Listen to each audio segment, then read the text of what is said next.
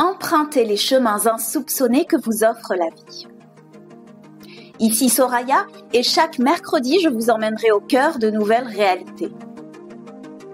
Au programme, auto-guérison, psychologie pratique, neurosciences, souveraineté intérieure et bien d'autres thèmes qui élargiront vos horizons pour vivre, mourir et renaître en toutes circonstances. Vous écoutez le podcast des chemins insoupçonnés. Bonjour chers auditeurs et bienvenue sur ce nouvel épisode du podcast des chemins insoupçonnés. Donc dans cette première saison, en fait, un de mes buts était de porter l'attention sur nos pouvoirs de guérison et d'auto-guérison, comme vous le savez. Bon, à vrai dire, ce ne sont pas réellement des pouvoirs dont il s'agit, et encore moins de pouvoirs surnaturels que certains élus possèdent et que d'autres non. En fait, il s'agit plutôt d'accéder à l'intelligence supérieure qui se trouve en chacun de nous. C'est ce que je pourrais définir comme étant les pouvoirs de guérison et d'auto-guérison. Donc voilà, vous voyez, c'est plutôt l'accès à cet espace, peut-être inconnu pour beaucoup, qui peut paraître difficile, impossible, voire inconcevable, mais qui est une des sources de nos potentiels les plus élevés. Donc je vais vous partager ici, dans cet épisode, comment j'ai pu guérir de mes douleurs physiques handicapantes et atroces, qui étaient selon moi le reflet d'une souffrance psychique, et surtout d'une méconnaissance viscérale de ce que j'étais et croyais être. Donc vous comprendrez à quel point ce que vous pensez être à des années-lumière de vous est en réalité à votre portée, et je dirais même est en vous. À vous donc de décider ou non de vous engager dans ce processus tellement fascinant de découverte inattendue et grandement insoupçonnée. Nous allons dialoguer avec des milliards et même des millions de milliards d'êtres vivants. Je vais vous présenter le contexte en bref de ce parcours-là. Tout le processus, je l'ai découpé de telle sorte à ce qu'il puisse être expliqué de manière verbale et surtout que ce processus-là représente pour beaucoup les étapes essentielles à suivre. Il n'y a pas de méthode, il n'y a pas de technique, encore une fois. Seulement, il y a des étapes communes que nous traversons pour pouvoir accéder à cet espace-là qui nous est tous commun. Il y a en quelque sorte des étapes à suivre, pas des étapes dans le sens étape numéro 1, fais ceci, fais cela. C'est plutôt des processus de compréhension et d'expérimentation en fonction de votre engagement et de votre investissement. Peu importe finalement l'histoire, peu importe la maladie, peu importe le déséquilibre, le processus reste le même puisque nous avons tous en commun les mêmes potentiels de guérison. Et nous avons tous en commun aussi l'appartenance à une matrice collective, des conditionnements, etc. Les conditionnements peuvent être différents, mais le mécanisme reste le même. Donc voilà, je vais plus être dans plutôt une explication de mécanisme des étapes, plutôt que dans une méthodologie, étape 1, faire ceci, étape 2, faire cela. Vous voyez un petit peu ?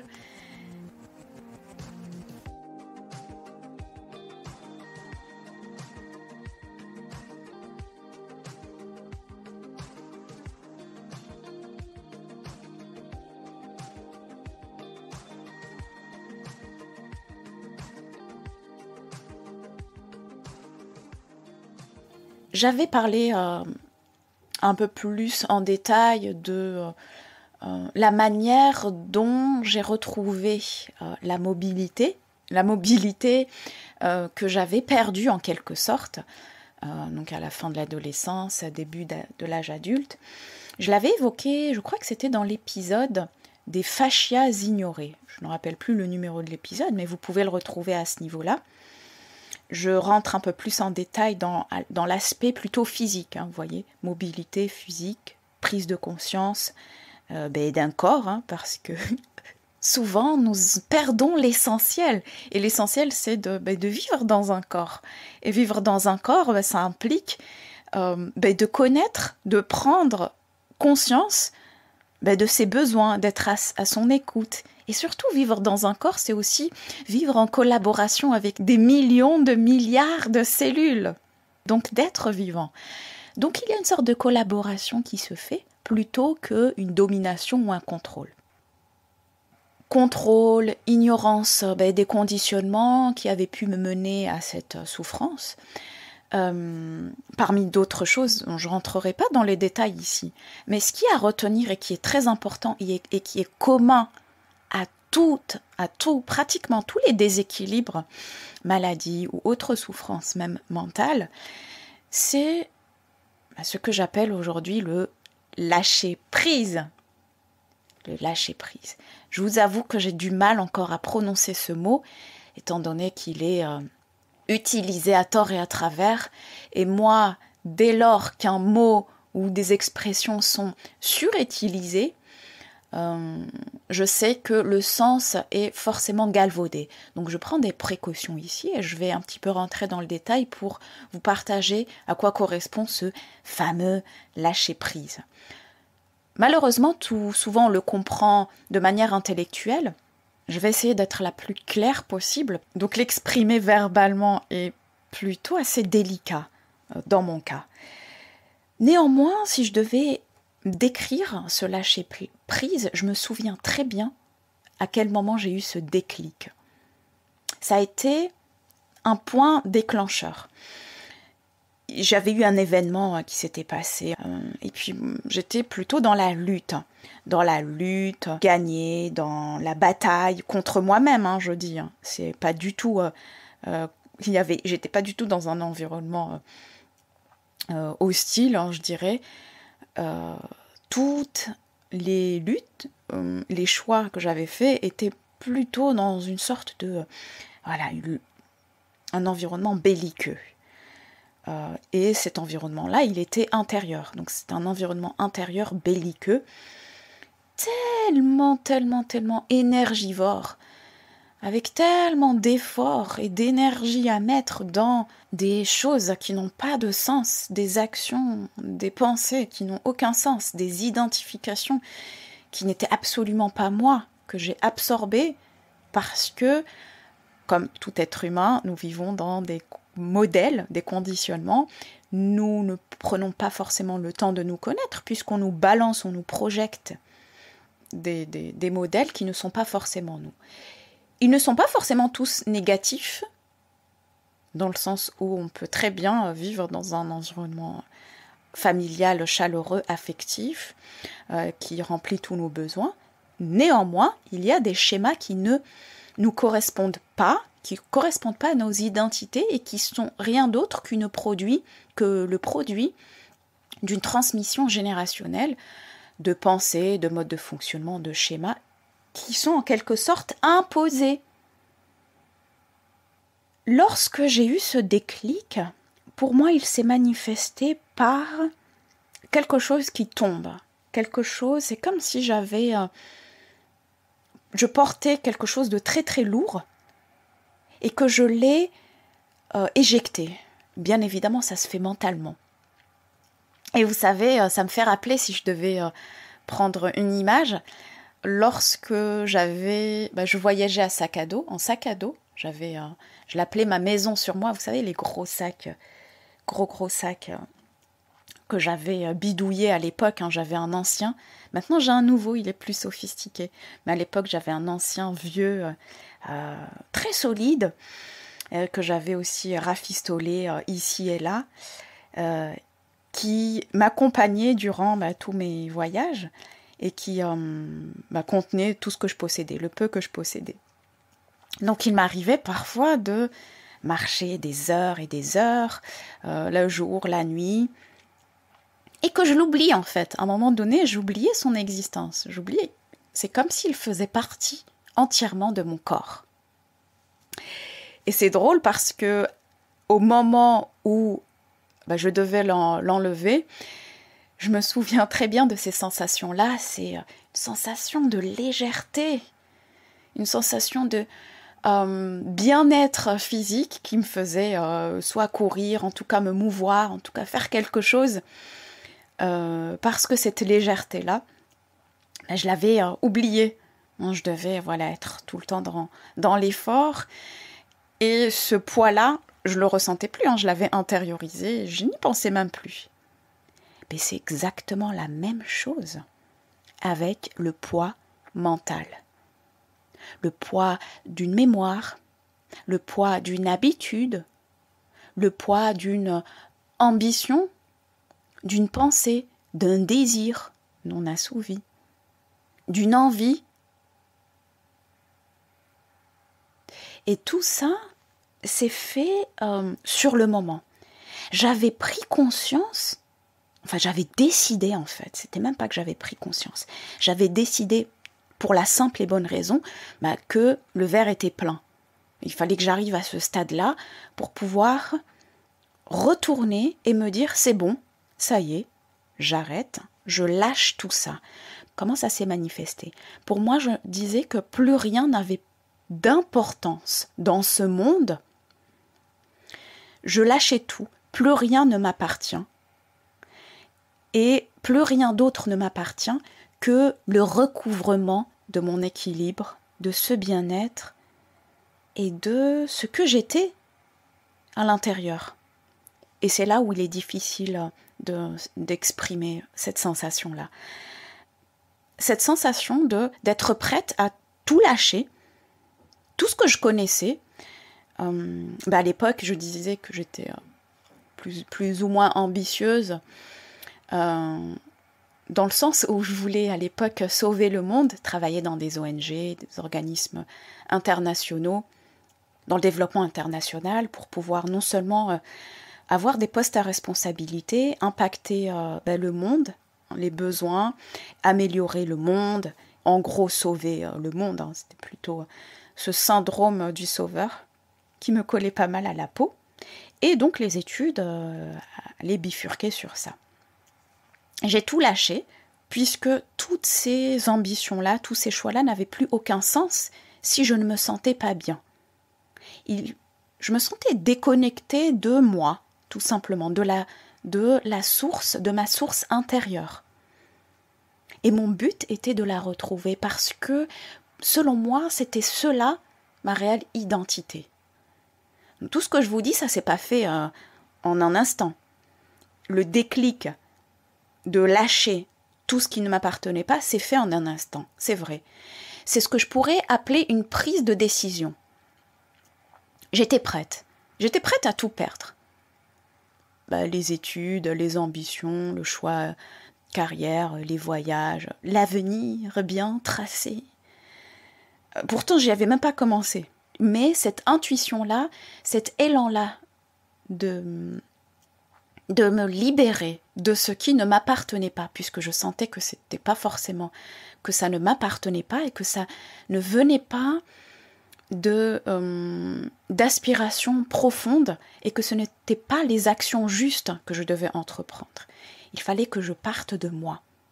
Il fallait que je parte de qui j'étais pour pouvoir après agir dans le monde. Pour moi, c'était ça la logique. Et je l'avais eu en ce déclic-là et qui a suivi son cheminement par la suite. Voilà, donc la prise de décision, le déclic du lâcher-prise se manifeste ainsi. Comment la détente et la relaxation ont été pour moi des clés de guérison et pourquoi l'observation détachée m'a aidé à comprendre. Je vais passer sur ce point-là.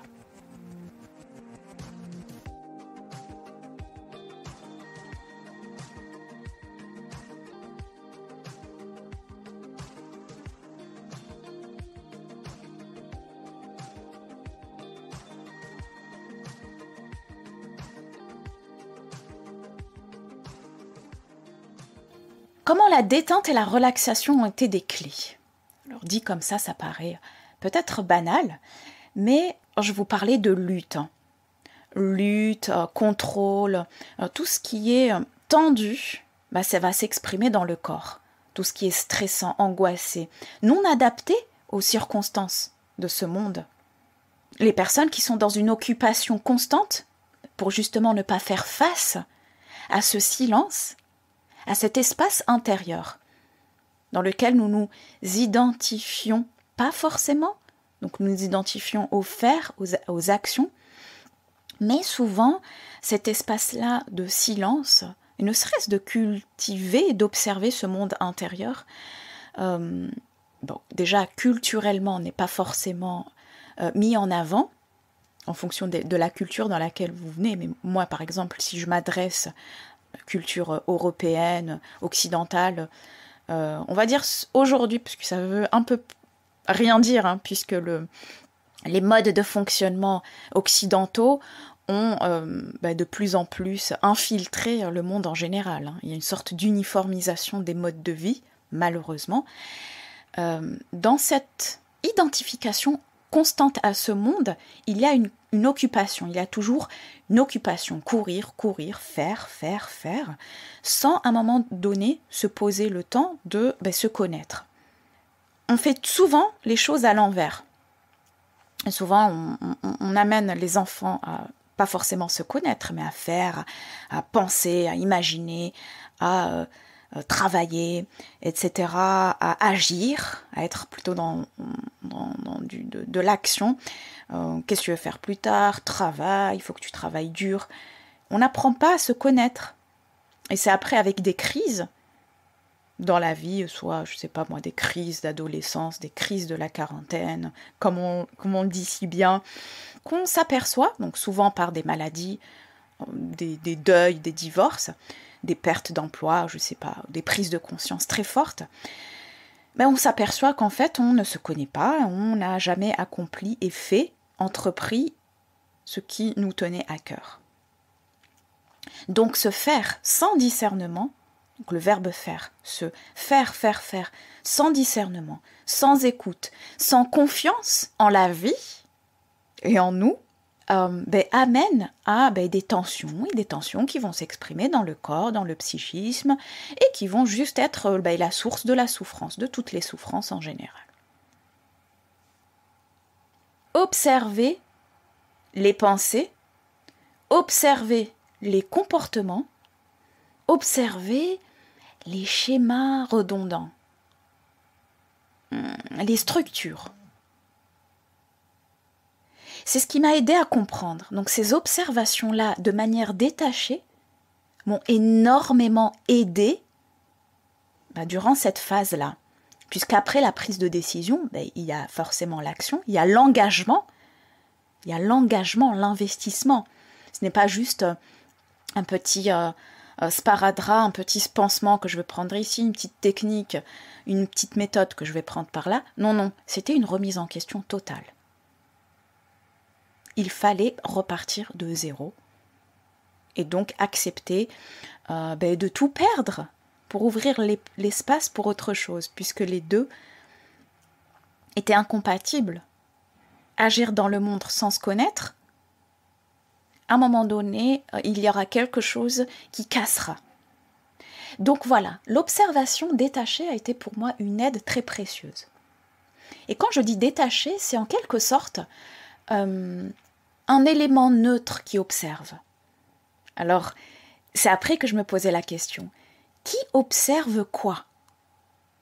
Si je suis capable, j'ai trouvé ça, lorsque j'observais les pensées, les comportements, les sensations, je me dis, mais attends, si je suis capable d'observer ces pensées, si je suis capable d'observer ces sensations, par exemple, par rapport à des interactions avec des personnes, par rapport à des réponses sur des comportements de mon entourage, par rapport à mes comportements moi, comment j'agis,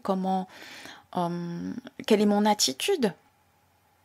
Je pouvais voir au fur et à mesure qu'il y avait des choses, une sorte de schéma qui s'installe, une sorte de structure qui s'installe dans laquelle je navigue. Et c'est cette structure-là à laquelle je m'identifiais à l'époque de manière inconsciente, qui était ma prison. Cette structure-là, ce n'était pas moi qui l'avais mise en place. Et non. Et lorsque je me suis rendu compte de cela, je me suis dit, mais attends, si je suis capable d'observer les pensées, mes actions, vous savez, comme si j'arrivais à me projeter, j'avais pas du tout accès à toutes les informations. Donc tout ça, tout ce dont je vous parle, je le faisais seule dans mon coin. Sans avoir ni changé d'environnement géographique, ni d'environnement familial, amical, rien. Je faisais toutes ces explorations seule. Personne s'en doutait. Jusqu'à maintenant, personne se doute de quoi que ce soit. J'observais et je me disais, ok, si je suis capable d'observer, c'est qu'il y a autre chose, c'est-à-dire que je ne suis pas ça. Qui observe quoi? Donc il y avait tous ces questionnements-là. Je ne donnais pas forcément de réponse. Je sais que le mental a besoin de réponses à ces questions-là, mais pour moi, c'était une découverte fascinante, plaisante et une sorte enthousiasmante quelque part. Et je voulais aller plus loin. Donc si j'observe, tiens, pourquoi il y a cette pensée-là? Tiens, pourquoi il y a ça? Et puis je faisais des liens au fur et à mesure. Voilà la deuxième, si je pourrais appeler la deuxième étape, qui n'est pas vraiment une étape, qui est un processus diffus tout au long au fait de notre processus de guérison et de vie en général, puisque jusqu'à la fin de notre vie sur Terre, jusqu'à peut-être avoir atteint un certain niveau, nous sommes capables d'observer des pensées, des émotions, des comportements. Sauf que lorsque vous n'en avez pas l'habitude, ça devient c'est quelque chose de, selon moi, fascinant et peut-être qui va demander un effort au départ, jusqu'à ce que, grâce à la répétition, ça puisse devenir, ça puisse faire partie intégrante de vos perceptions et de vos interactions avec vous-même, de votre mode de fonctionnement. Maintenant, apprenons à porter consciemment attention sur, mais d'abord votre corps, votre respiration, puis ce que vous ressentez et pensez. Ça, c'est l'étape suivante.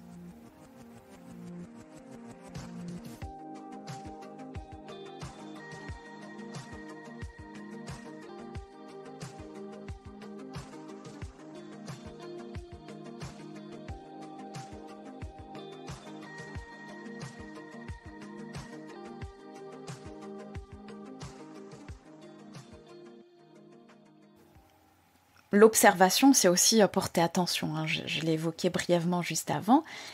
Donc, je parlais des pensées, des comportements, etc. Donc, de l'observation de notre psychologie. Il y a aussi le corps physique. Il ne faut pas l'oublier, ce corps. C'est ce que je faisais à l'époque. Donc, j'observais ce corps, porter attention sur. Donc, c'est un, entre guillemets, effort conscient. Non, j'ai conscience que je porte attention sur, je sais pas moi, mon orteil. Oui, ça peut exister.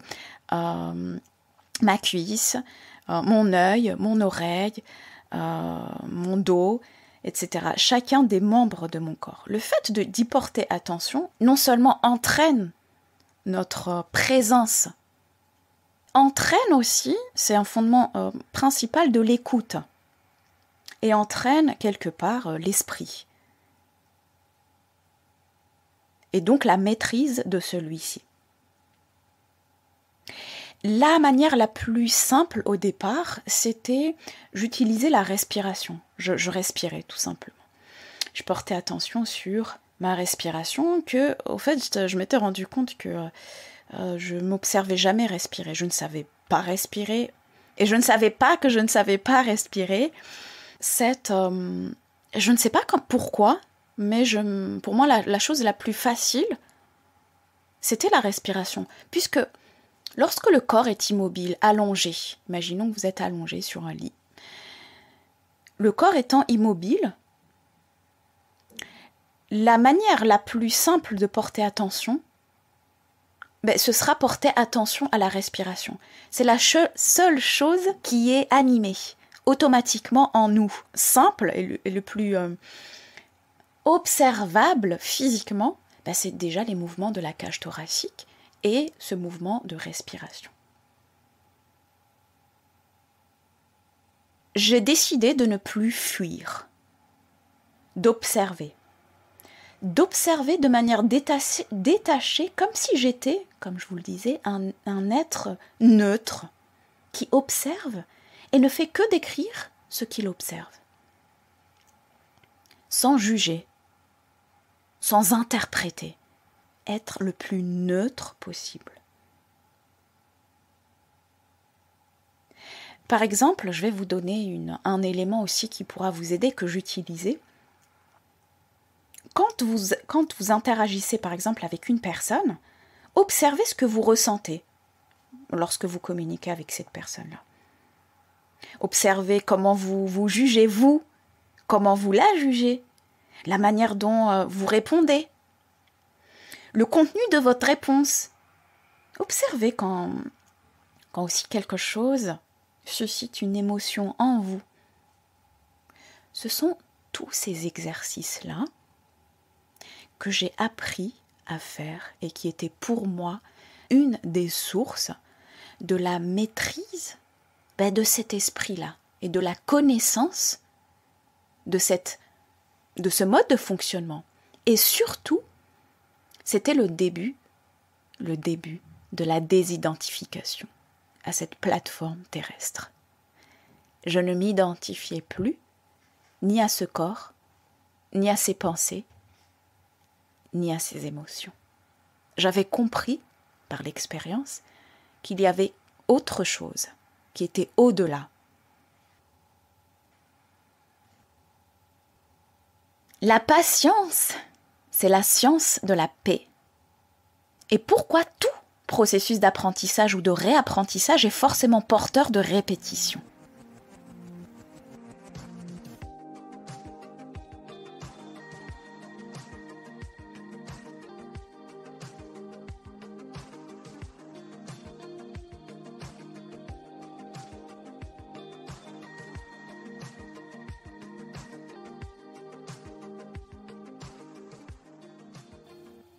Maintenant, je vais vous expliquer pourquoi et comment la patience et la répétition sont des fondamentaux dans le processus d'apprentissage ou de réapprentissage. Donc, à tous ceux qui ont été conditionnés à des paradigmes socio-culturels matérialistes, alors les résultats sont plus importants que le cheminement. En d'autres termes, à tous ceux qui ont été programmés à s'identifier à leur mental, à savoir les pensées, et qui ont développé une sorte de mode de fonctionnement basé sur l'atteinte d'objectifs, sachez que ce dont je vous parle ici, la dimension de laquelle je vous parle, qui est un espace intemporel auquel nous avons tous accès, ne respecte pas ce genre de règles. Je ne dis pas ici que la recherche de résultats est mauvaise en soi. Bien sûr que lorsque j'entreprends des actions dans ce monde, j'aimerais que les résultats soient quand même à la hauteur de ce que j'avais déterminé auparavant, n'est-ce pas? Seulement, il y a un détachement entre les deux, il y a une dissociation entre les deux. À agir dans ce monde, c'est vraiment une énergie qui va de l'intérieur vers l'extérieur. Et le processus interne, le monde interne, est totalement différent. Il respecte d'autres lois, d'autres principes. Ici, je vous parle d'un processus de guérison pendant lequel les résultats n'existaient pas. Du moins, porter attention sur les résultats n'existait absolument pas. C'était plutôt, pour moi, très très difficile à accepter. Je croyais profondément aux planifications, programmations, objectifs dans ma jeunesse. Et puis j'aimais bien ça. C'était une de mes tendances, on va dire un de mes talents, que j'ai toujours gardé bien sûr, mais avec une autre forme de conscience, avec d'autres perceptions. S'identifier en fait, c'est l'identification à ces objectifs-là. Si je les atteins, ok, je vaux quelque chose et donc j'ai une meilleure estime de moi-même. Si je ne les atteins pas, alors cela va susciter, je ne sais pas moi, de la colère, de la peine, une déception, etc. C'est de ça dont je vous parle. C'est cet attachement à ces résultats et d'être finalement tributaire émotionnellement de l'atteinte ou non d'objectifs. Et je vous assure que c'était plutôt des nouvelles perceptions auxquelles j'avais accès qui était le plus important. Je savais que c'était le chemin à emprunter sans me fixer ni de date, ni de résultat tangible, puisque j'avais pas de résultat à atteindre. Je ne disais pas, oui, je vais m'auto-guérir ou... Non, pour moi, ce qui était important à ce moment-là, donc durant ce processus de guérison, c'était de réapprendre à écouter, à collaborer, à communiquer avec ce corps.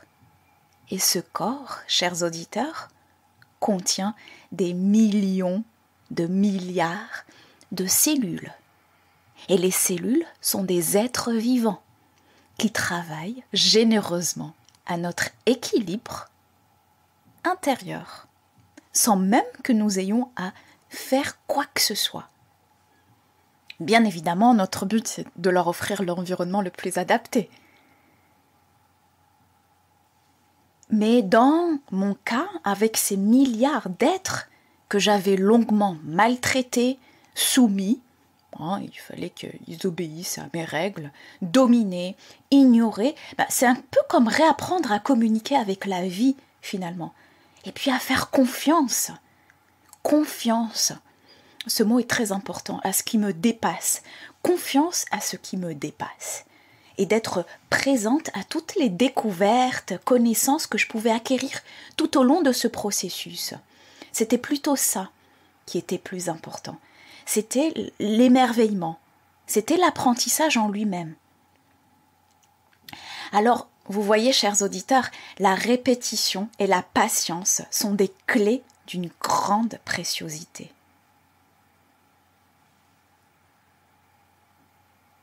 Maintenant, je vais vous partager un mécanisme fondamental qui se trouve derrière toutes les perceptions qui seront soit des ouvertures vers des mondes plus légers et pacifiques, soit vers des mondes infernaux.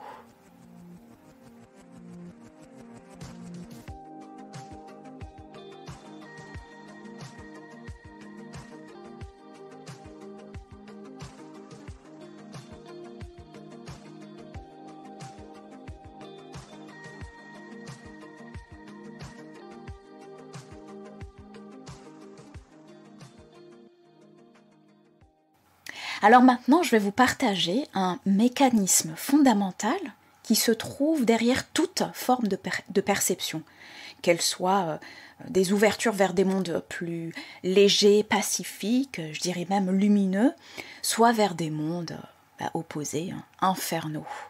Je résumerai ça comme ça.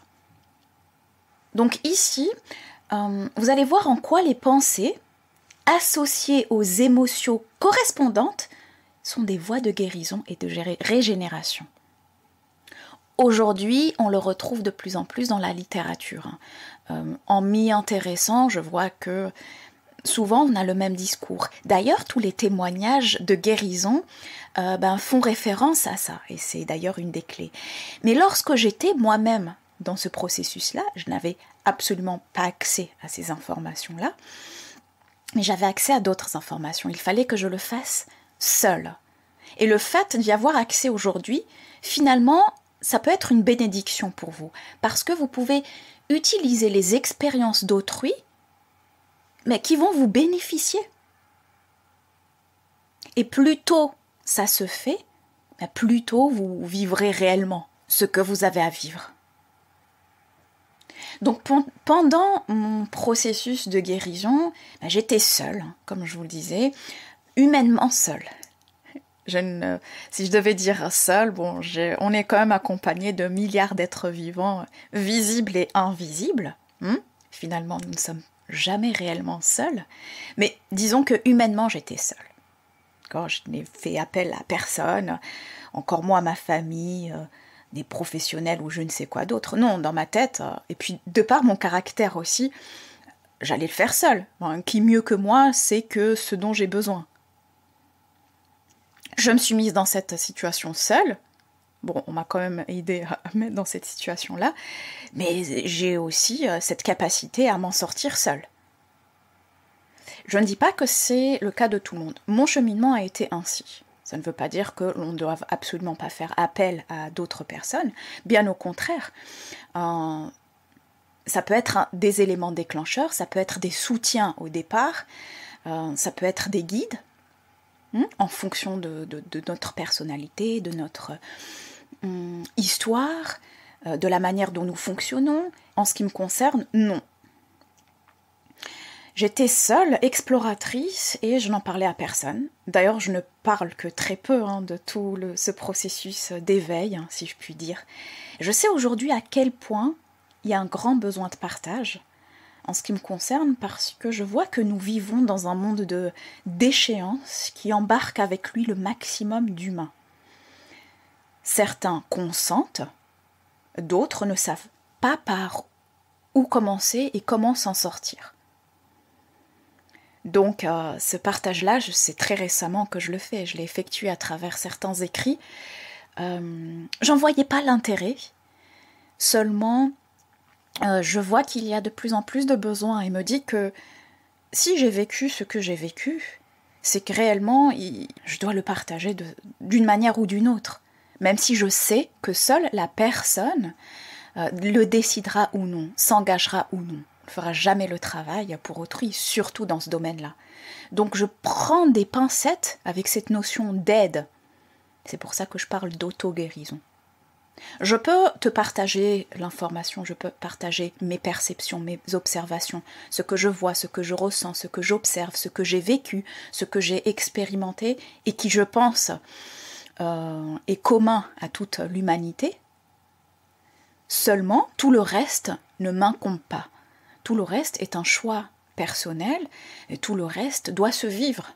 Même si l'on comprend intellectuellement et que l'on veut, l'engagement, la dévotion, je dirais même, sur un certain chemin, je crois est la clé. Et aucun être humain sur Terre, je dis bien aucun être humain sur Terre, le fera à votre place avec toute la bonté, la bénédiction et la guidance qu'il peut avoir.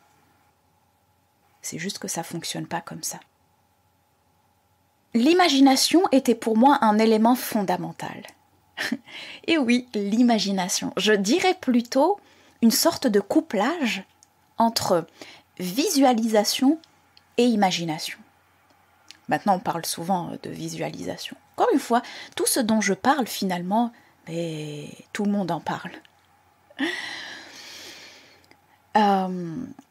Justement, ça peut être positif, c'est-à-dire que on partage de plus en plus ces nouvelles connaissances et le revers de cela, si je puis dire, c'est un excès d'informations et une lacune dans le passage à l'action.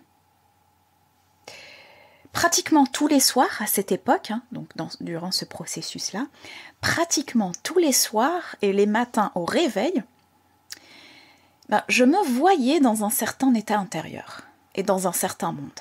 Je dirais plutôt, je ressentais, plutôt que de voir, je dirais plutôt ressentais.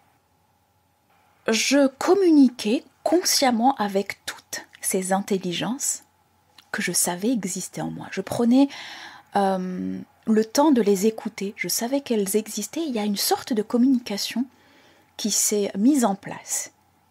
Donc, je leur disais, entre guillemets, c'est avec des ressentis, c'est des sensations. Cette communication n'est absolument pas verbale, vous vous en doutez compte, vous en doutez.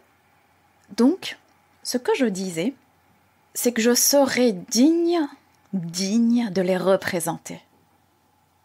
De représenter à travers une explosion de vitalité, de rire, d'éclat de rire, de danse, d'exaltation, de vigueur et de joie, d'intégrité, de paix, de chaleur profonde.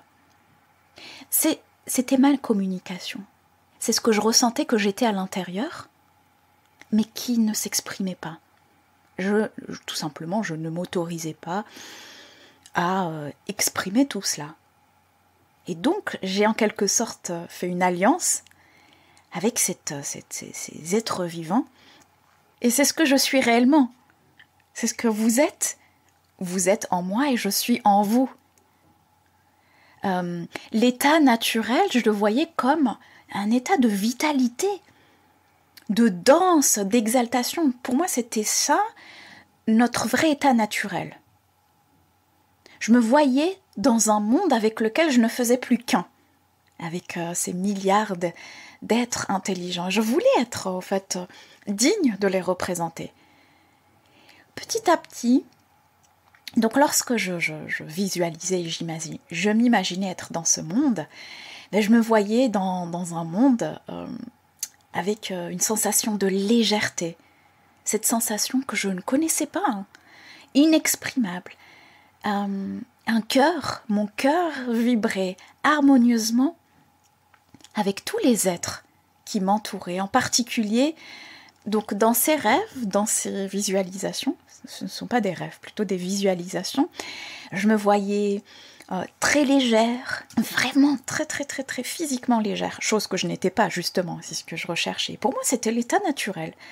Je ressentais vraiment mon cœur qui vibrait en harmonie avec tout ce qui m'entourait. Il n'y avait aucune séparation. Et je me souviens que dans ces visualisations, il y avait un tas d'animaux, d'insectes, de plantes, même des êtres invisibles. C'est drôle quand j'en parle, c'est très enfantin. Oui, c'est très enfantin et c'est très innocent en fait. Et c'est ce qui est notre véritable nature quelque part. Et à l'époque, je ris parce qu'à l'époque c'était à l'opposé de la carapace que je m'étais forgée au fur et à mesure. Donc je répétais sans cesse, avec tout le dévouement de mon être, à quel point j'étais heureuse d'être dans ce corps.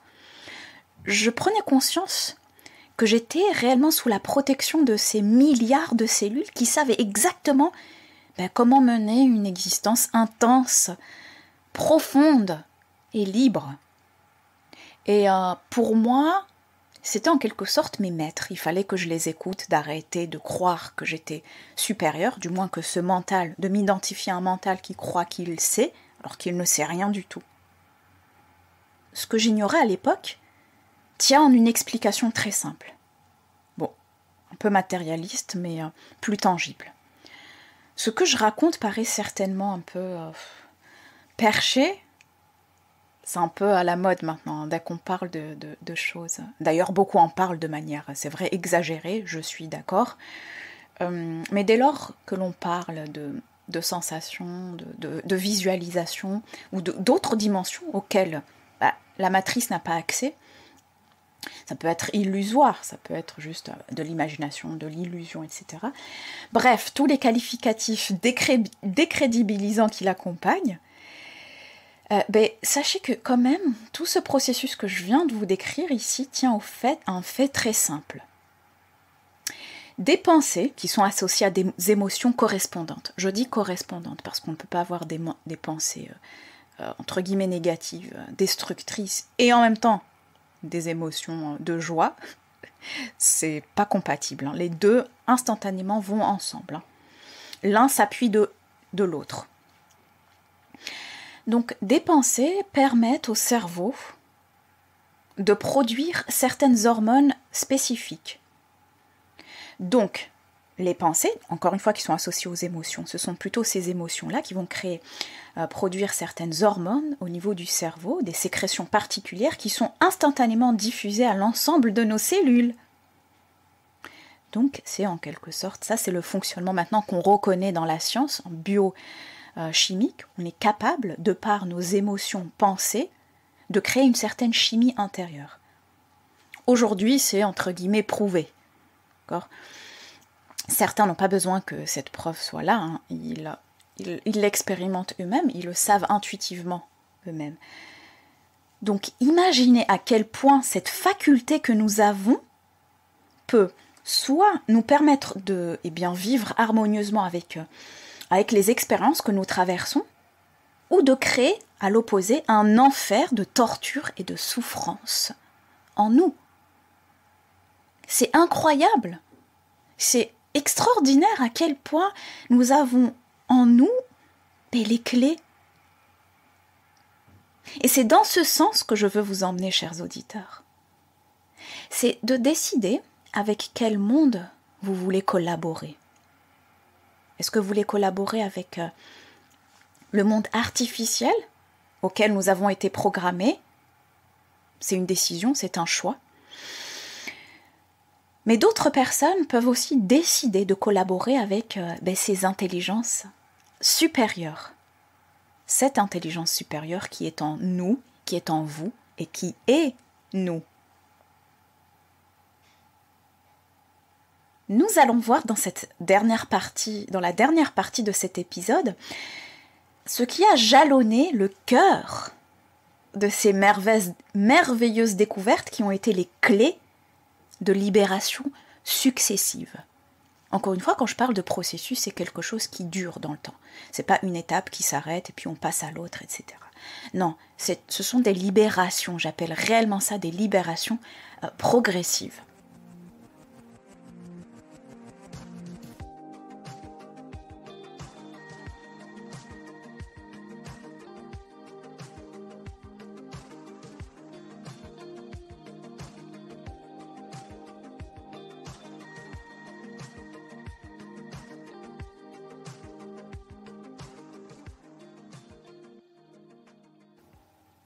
Qu'est-ce qui a jalonné donc le cœur de ces découvertes, de ce processus, de cet élan de vie?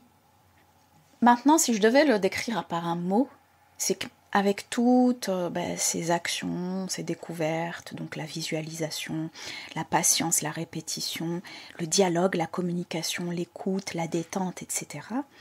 En fait, au-delà de tout ça, c'est réellement un état de don.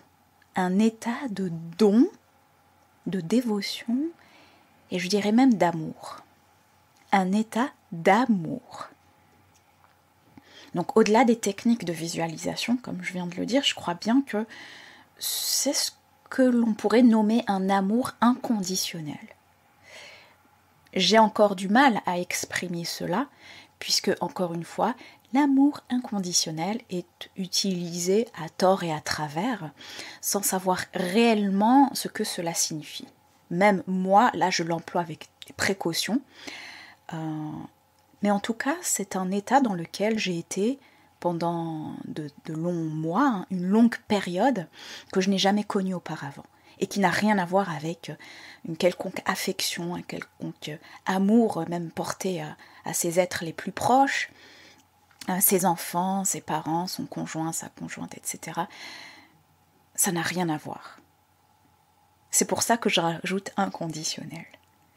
C'est un peu comme si, dans cette phase-là, c'est un peu comme si je me voyais me bercer chacune des cellules de mon corps en la réconfortant chacune d'elles, en lui disant que tout ira bien, que je sais qui elle est, que je l'ai vue maintenant, que je l'écoute, que tout ira bien et qu'elle maintenant a le droit, la possibilité de retrouver son équilibre, sa force, sa vitalité. Donc au-delà des pensées, des émotions, c'est vraiment un réel sentiment profond, un état profond, bien évidemment, qui avant je ne m'autorisais absolument pas à avoir. C'était pour moi inconcevable, c'était peut-être même une faiblesse. Moi, je pourrais même dire ça.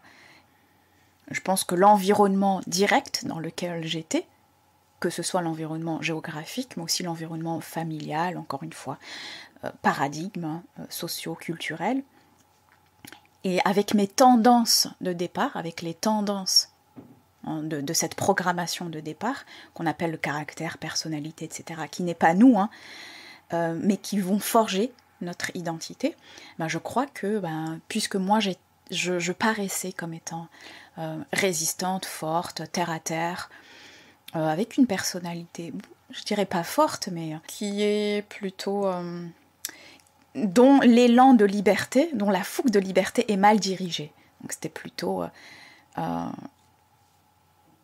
Donc voilà, pour moi, il fallait que je porte sur mes épaules la faiblesse et que je sois forte pour pouvoir affronter ce monde hostile et que je sois aussi beaucoup dans le dévouement mais mal dirigé.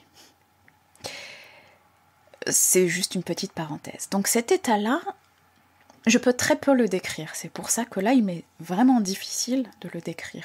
C'est un état dans lequel j'ai accepté de me retrouver de manière presque permanente. Pour vous dire, ça a duré des semaines, des mois. C'était vraiment une longue période. Je ne saurais pas le dire exactement. Ce que je vous décris, aucun mot ne peut le retranscrire. C'est très très très difficile à l'exprimer. Je l'ai exprimé par écrit. D'ailleurs, c'est aussi un de mes projets de pouvoir retranscrire par écrit de manière un peu plus profonde, oralement. Et je crois que ça pourrait énormément faire écho à de nombreux êtres qui, entre guillemets, souffrent inutilement, même si je pense qu'aucune souffrance est utile. Et pour qui cet état peut être nouveau, c'est réellement nous, c'est réellement ce que nous sommes. Encore une fois, ça reste des mots et l'expérience, le dévouement et l'engagement pour moi. Au-delà même de l'expérience, d'une petite expérience comme ça, c'est surtout le pourquoi et l'engagement sur cette voie-là est plus important que l'expérience pour l'expérience.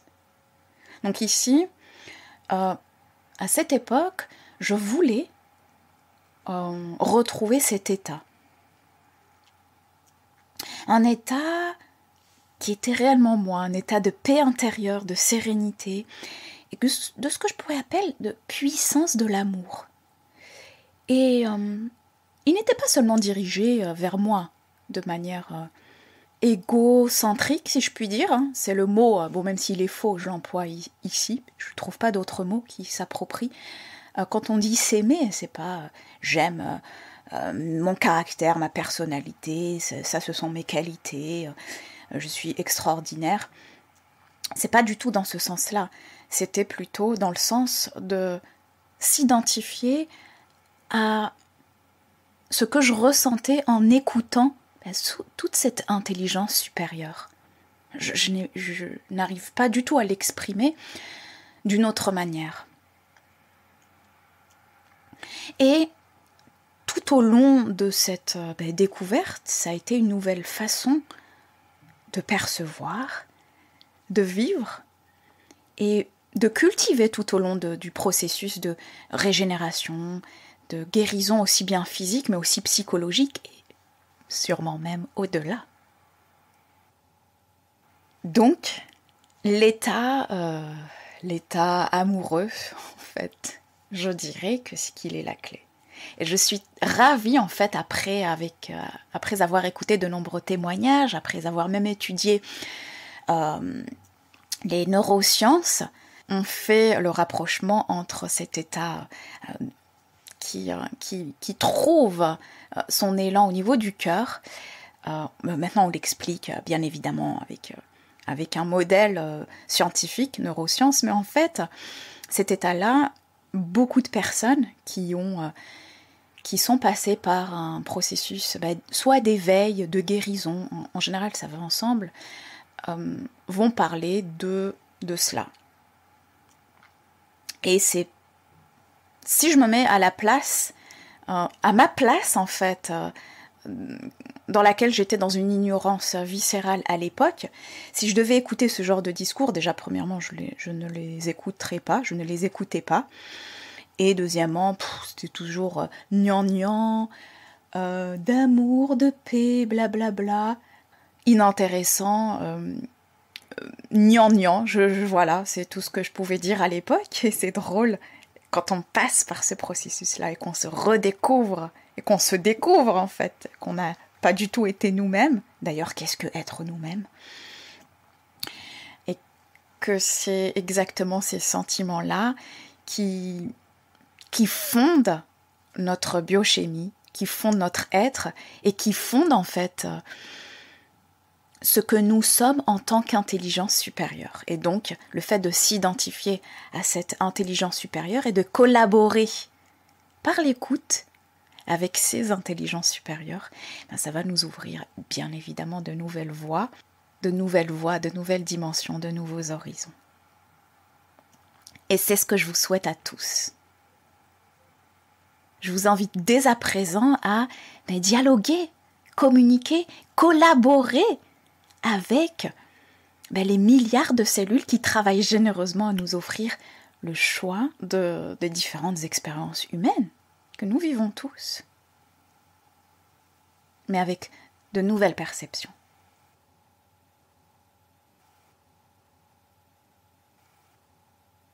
Je vous retrouve au prochain épisode. À très bientôt. Et d'ici là, prenez soin de vous.